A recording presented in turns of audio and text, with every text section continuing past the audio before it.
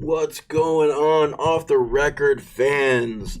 Had a little break last week. It was my birthday week. Had lots of fun. May or may not admit to any crimes. Plead the fifth on everything. If you saw me out in Phoenixville, my bad. But we've got some news to get back into. If you guys have been paying attention to the show, I do a little music news. Ending segment's always a local band, so if you know a local band that deserves to be covered, shoot it down there in the comments. We're always taking submissions. So let's get into this today.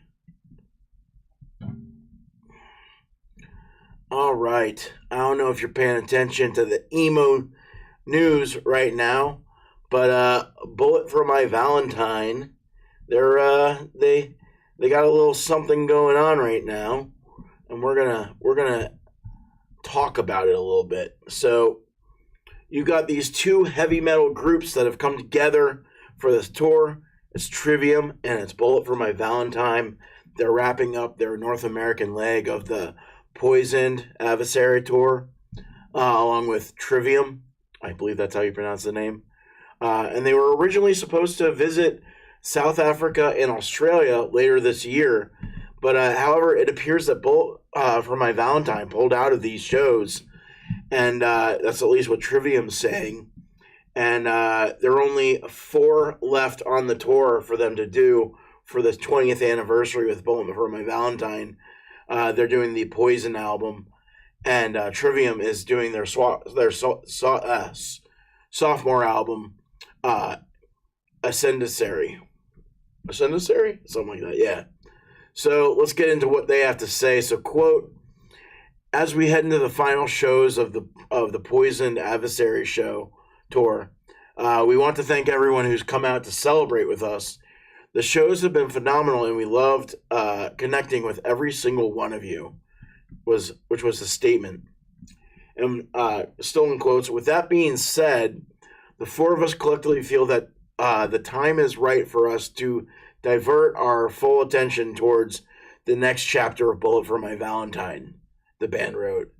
We can't wait to get back in the studio later this summer and finish what we promised you is our best album to date. So the band has already started to plan touring for 2026 and 2027 as well. So let's get a little bit, couple more statements. Quote, we are super excited to drop new music for all of you. We value our fans above all else and forever are grateful for your support. We'll be back with all of you very soon. So this comes from the bassist of Trivium, bassist Paolo Gregatello. I don't know. He blamed Bullet for My Valentine's frontman Matt Tucker for the tour ending early. So his quote is, quote, Matt Tucker didn't want to do it after we had planned it, after stuff was already in the books. Don't know why. That's all Paulo said. I think it would have been amazing is what he said. And let's get into, he also added, I think The Poison is a great album. I think the 2 records pair very well together. And I think it would have been very nice to give everyone around the world a chance to see the 2 together, the bassist said.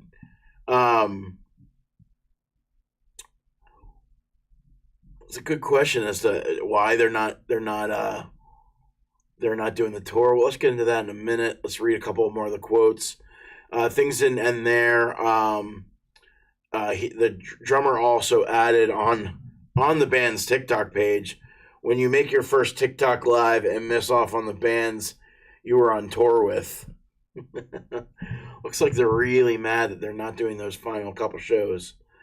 And he's talking about the sole decision maker of the band and has no respect for our crew, the band said on TikTok. When they were being accused of them being unprofessional. There's really not a lot of say about why Bullet for My Valentine dropped off this tour. I can stab a couple guesses at it. Uh, if you're not feeling the tightening and the squeeze of the economy, imagine flying a full set of people, gear, and everything to Australia. Pretty pricey. Yeah, they do make money playing shows, but it sounds like they really only had 4 shows. I don't know what they're charging. I don't know what the money is. It might have been a very slim profit margin, and we don't know if the band had any sort of family things that came up, or who knows. It might just not have been profitable for them to go overseas right now.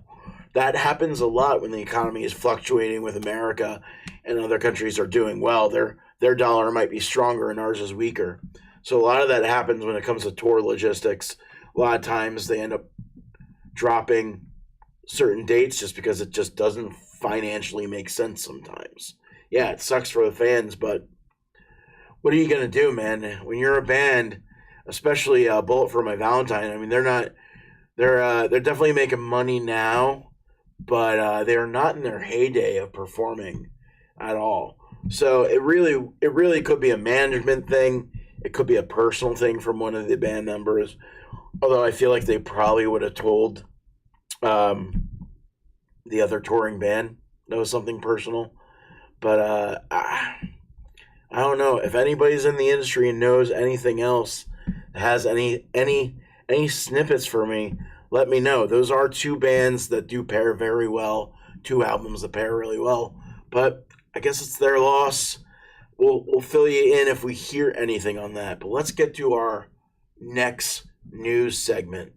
So, The Who.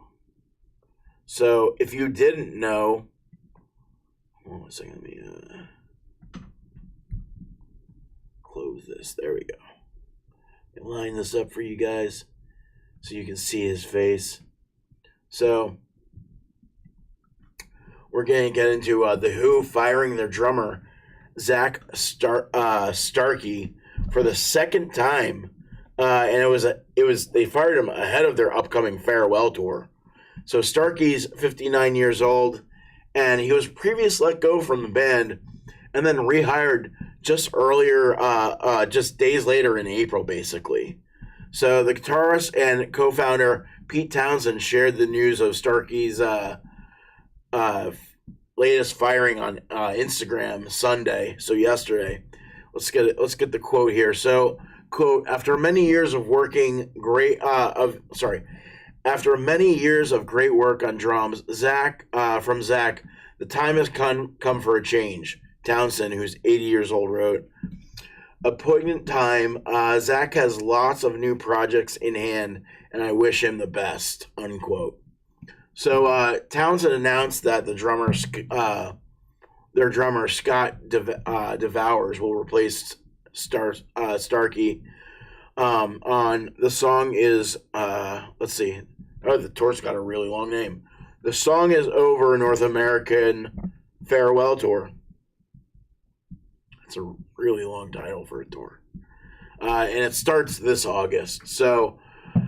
Starkey shared in his own statement about this firing and the dispute that Townsend's reasons for him exiting. So here's a quote. So, quote, I was fired 2 weeks ago after reinstatement and asked to make a statement saying I had quit the Who to pursue my own musical endeavors, he wrote. Quote, not true. I love the Who and would never have quit and let down so many amazing people who stood up for me through this madness. So it kind of sounds like there was maybe something going on. Maybe it was something personal between Starkey and Townsend and the band. Who knows? So Starkey added there were, quote, weeks of mayhem of me going, quote, in and out, like a bleeding squeeze box. So he went on to clarify that while he does have other projects that he's working on, none of them have ever interfered with his gig with The Who. So Let's see. He reiterated with this statement, quote, "The lie is or would have been that I quit The Who. I didn't." He reiterated, "I love The Who and everyone in it." So Starkey was fired from The Who last month following his performance during the group's two charity shows for Teenage Cancer Trust at London's Royal Albert Hall in late March. So Townsend and the lead singer Roger Daltrey were allegedly upset with Starkey over the gigs. Here's a little quote. "The band made a collective decision to part ways with Zach after this round of shows at the Royal Albert Hall," the spokesperson for The Who told The Sun. Quote, "They have nothing but admiration for him and wish him the best, the very best for his future." So Starkey spoke out about his blindside departure, revealing that he, quote, "suffered a serious medical emergency with blood clots in my," he said, "I suffered a serious medical emergency with blood clots in my right bass drum calf in January." So maybe it sounds like he's not in good physical condition for touring. That could be part of it. You're talking about two other musicians that have been doing this for how many years? 40, 50 years, maybe more. Quote, "After playing those songs with the band for so many decades, I'm surprised and saddened everyone would have any issue with my performance that night. But what can you do?" he said. But the days later, The Who announced that he was back in the band, apparently. So, quote, "He's not being asked to step down from The Who. There have been some communication issues, personal and private on all sides, that needed to be dealt with, and these have been aired happily," Townsend wrote on Instagram. So Townsend was also acknowledged that the news of Starkey's initial departure blew up very quickly, but insisted that the band was moving forward with optimism and fire in their bellies.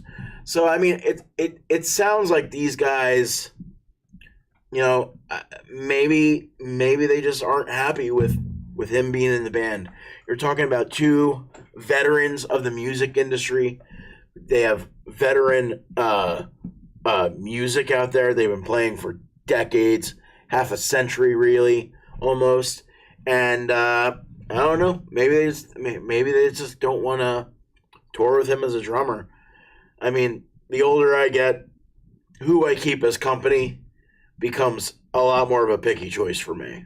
So if I'm hanging with you regularly, it means I mess with you. If I don't, you can sum it up to whatever you want. But who knows? Comment down below if you've ever seen The Who live, or also Bullet for My Valentine. Tell me some snippets that you know about them, or any news you might know. But and as always, we try to end the segment of the show with a local band, and this band, I'm friends with their lead singer, and the guy posts every day about his band. I should be posting every day. I should be posting music every day, but I don't. But let's get into Lives Lost. They're Hershey's emotional rock powerhouse. So, as I said, Lives Lost is a band from the Hershey, Pennsylvania area. So if you've had the chocolate, you know what goes on there. They actually have a really good concert venue there in Hershey. So they formed in 2020 during the shutdown. They're a very emotionally charged, high energy rock band.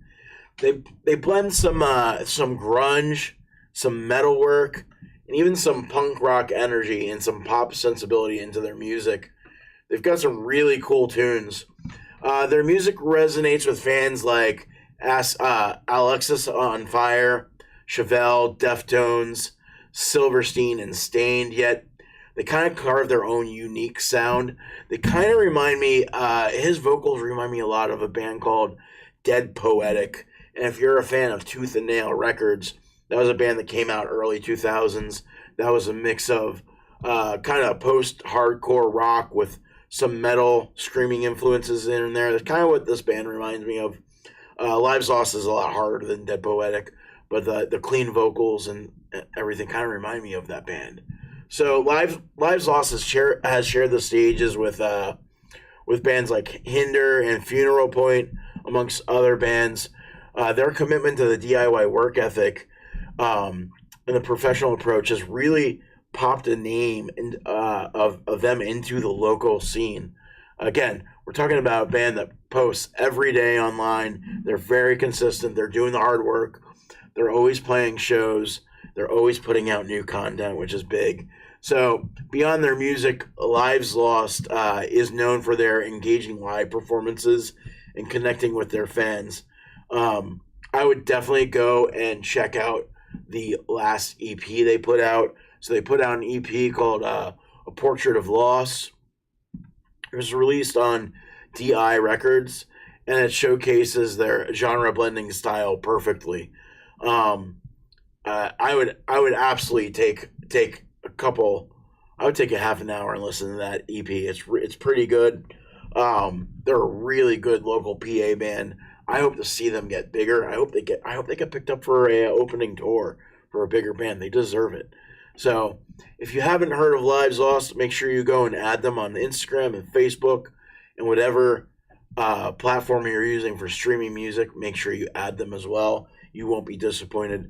So again, this was today's show. It's a shorter format today. I always have something live at 5 every day, whether we're going live. I always post a short from the interviews that I've done. Thank you for watching, guys.